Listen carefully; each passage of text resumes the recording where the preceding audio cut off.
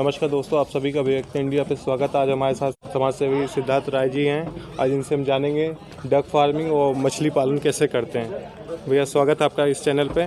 धन्यवाद। और आज हम लोग जहाँ पर खड़े हैं, यहाँ पर इसके पीछे आप देख रहे होंगे कि ये तालाब है और ये तालाब लगभग 7 बिस्से का है। हम लोग 7 बिस्सा यूपी की भाषा में बोलते हैं, कई जगह बिस्से को कुछ अलग भी बोलते हैं।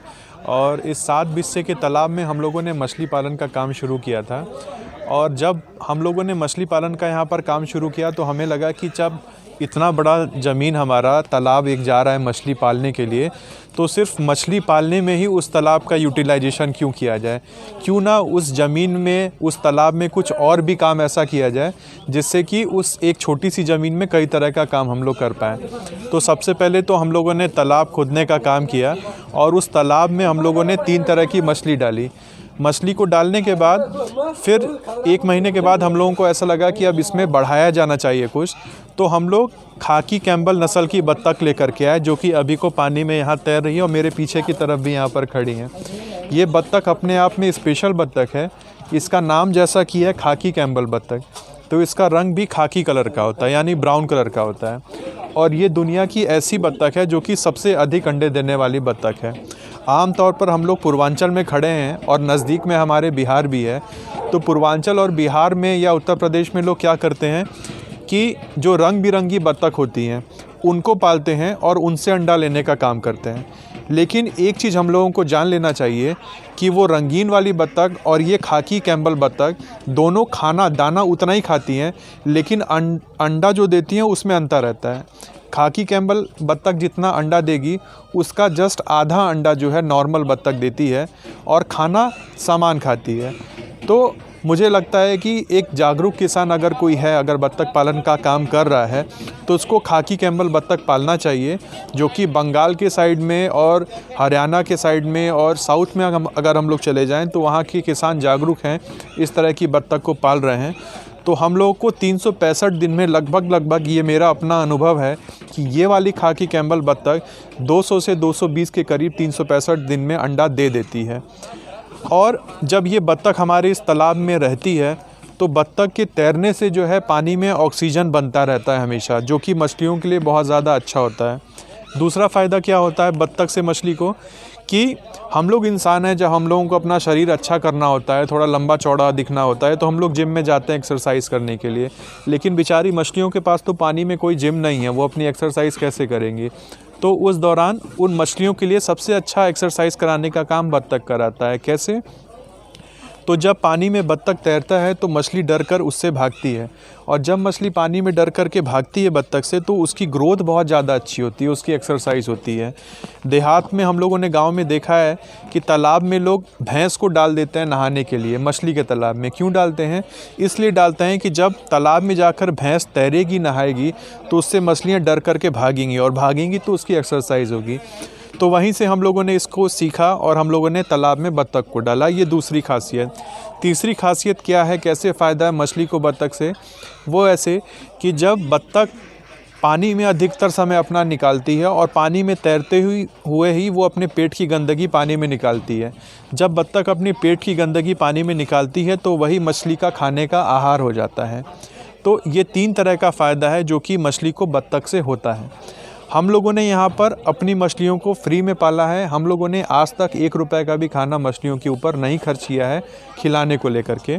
सिर्फ हम लोगों ने उतना ही पैसा लगाया जितना कि मछली का बच्चा ख़रीदने में हम लोगों को ज़रूरत पड़ी। हम लोगों ने 300 रुपये किलो के हिसाब से मछली का बच्चा ख़रीदा था और 28 किलो मछली का बच्चा हम लोगों ने इस इतने बड़े तालाब में डाला था।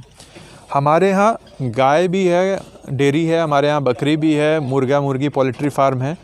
तो उन सब का जो वेस्ट निकलता है या हमारे किचन का जो वेस्ट निकलता है, वो सारा वेस्ट नाली से होते हुए यहाँ पर इस तालाब में गिर जाता है। और जब वो इस तालाब में गिरता है तो वही हमारी मछलियों का खाना हो जाता है। तो जो आपके देश के प्रधानमंत्री जी जो बोलते हैं या इस टाइम जो सरकार का फोकस है कि जीरो बजट फार्मिंग करना चाहिए, तो यही वो जीरो बजट फार्मिंग है जिसमें आपको मछली को खिलाना नहीं है कुछ भी, सिर्फ वेस्ट खिलाना है और जूठा खाना खिला करके मछली को तैयार करना है और उसको हार्वेस्ट कर लेना है। जो खाकी कैम्बल जो है नस्ल की बत्तख, वो कितने दिन में अंडे देने लगती हैं? हाँ, जो बत्तख है वो पहली चीज़ तो चाहे वो बत्तख हो या मुर्गी है, वो उसके खान पान पर निर्भर करता है कि आप उसको कितना अच्छा खाना खिला रहे हैं। तो वैसे लगभग जब तक बत्तख 4.5 से 5 महीने या 5.5 महीने की नहीं हो जाती है तब तक बत्तख अंडा देना नहीं शुरू करती है। तो मिनिमम आप 5 महीना मान लीजिए कि 5 महीने के बाद बत्तख अंडा देगी। अब बात आती है कि बत्तख को क्या खिलाया जाए। तो हम लोग अगेन यहाँ पे ऐसा कुछ करते हैं कि हम लोग आज तक बत्तख को या बत्तख के चूजे को 1 रुपये का भी खाना खरीद कर नहीं खिलाए। हम लोगों ने क्या खिलाया, हमारा दूध है, हमारी डेयरी का जो दूध अलग अलग होटल ढाबे पर जाता है या फिर हमारे यहाँ पर होटल ढाबे सड़क पे यहाँ से 2-2.5 किलोमीटर की दूरी पर हैं।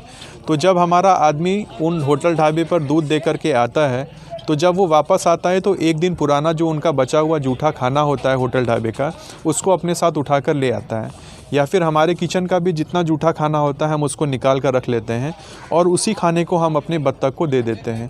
हमारी बत्तख वही जूठा खाना खा करके तैयार होती है।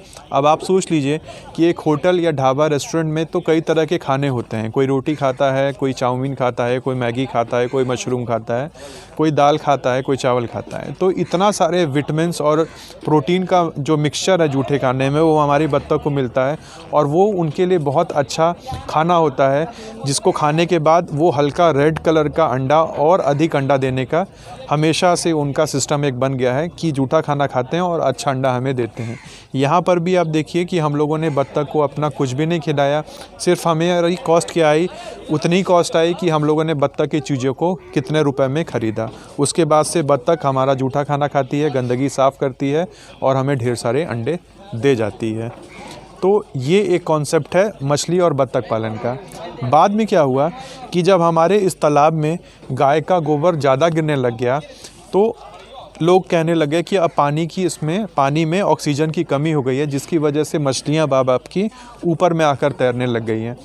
तो हम लोगों को बताया गया कि आप एक 2 हॉर्स पावर का एक वो पैडल वाला मोटर लेते आइए, जिसको पानी में लगा देने से जब वो पैडल चलेगा ऐसे ऐसे करके, तो पानी रोटेट होता रहेगा और उसके अंदर ऑक्सीजन बनता रहेगा।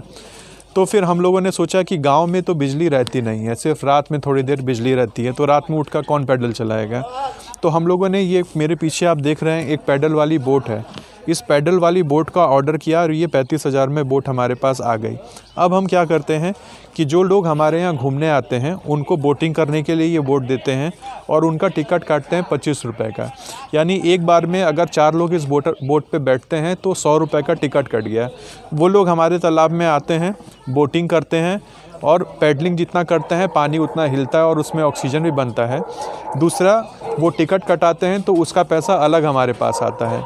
तीसरा क्या करते हैं कि हमारी बत्तख यहाँ पर हैं, तो यहाँ आने वाले लोगों को हम बत्तख को खिलाने का दाना भी देते हैं। वो लोग हमारी ही बत्तख को हमसे ही ख़रीद करके दाना खिलाते हैं, हमारी ही बत्तख का पेट भी भरते हैं और हमें हर दाने के पैकेट पे कुछ पैसा भी दे करके चले जाते हैं। तो आप सोचिए कि बत्तख को पाला हम लोगों ने, मछली को पाला, उसके बाद बोटिंग का काम किया, हमारा कोई इन्वेस्टमेंट नहीं हुआ, सिर्फ उतना ही इन्वेस्टमेंट हुआ जितना हम लोगों ने चूजे को ख़रीदने में और मछली के बच्चे को ख़रीदने में हुआ।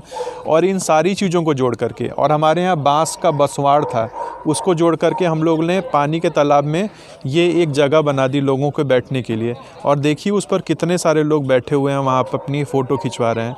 तो इन सारी चीज़ों को जोड़कर सिर्फ़ और सिर्फ 7 बिस्से के तालाब में हम लोगों ने एक एग्रो टूरिज़म का एक ऐसा जगह यहाँ पर बना दिया कि लोग यहाँ पर सैकड़ों लोग आते हैं, घूमते फिरते हैं, टिकट कटाते हैं, एंट्री टिकट भी कटाते हैं और हमें ढेर सारा फ़ायदा देकर और ख़ुद ढेर सारी फ़ोटोज़ ले करके चले जाते हैं।